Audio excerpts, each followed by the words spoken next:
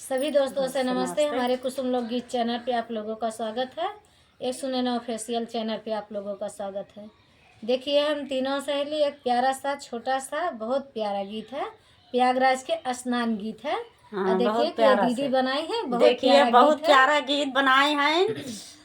का कहा थी राम सखी पाल, इनकर चैनल है कुसुम लोकगीत 01। यानी कि दोनों चैनल एक ही है और उसी पे आप लोग सर्च करें। बहुत प्यारा सा कमेंट जरूर करें, कितना मेहनत करके गीत बनाए हैं। अब प्रयागराज आई सबको नहाई ले जा।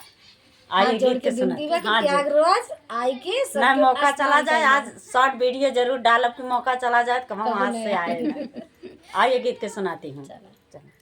सूरज के निकले अंजोर होई गवा, सूरज के निकले अंजोर होई गवा, सखियो संगम नहाए बड़ी देर होई गवा, सखियो संगम नहाए में बड़ी देर होई गवा।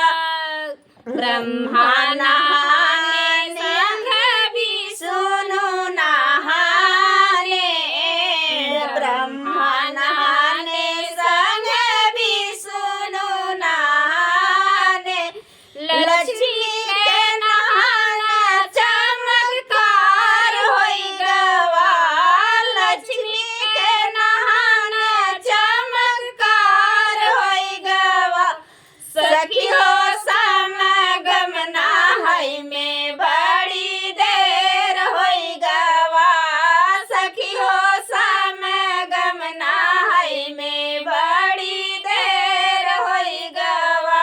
सूरज के निकले अंजोर होई गवा, सूरज के निकले अंजोर होई गवा, सखियो समागम नहाई में बड़ी देर होई गवा, सखियो समागम नहाई में बड़ी देर होई गवा। शंकर जी नहाने संग नंदी नहाने, शंकर जी नहाने संग नंदी नहाने, गौरा के नहाना चमत्कार होई गवा, गौरा के नहाने चमत्कार होई गवा, सखियो समागम नहाई में बड़ी देर होई गवा, सखियो समागम नहाई में बड़ी देर होई गवा।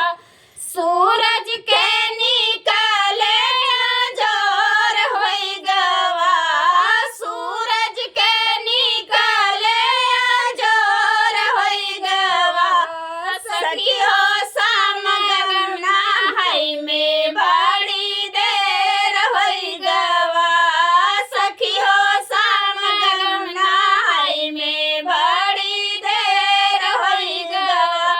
राम नहाने संग लक्ष्मण नहाने, राम नहाने संग लक्ष्मण नहाने, सीता के नहाने चमत्कार होई गवा, सीता के नहाने चमत्कार होई गवा, सखियो समागम नहाई में बड़ी देर होई गवा, सखियो समागम नहाई में बड़ी देर होई गवा।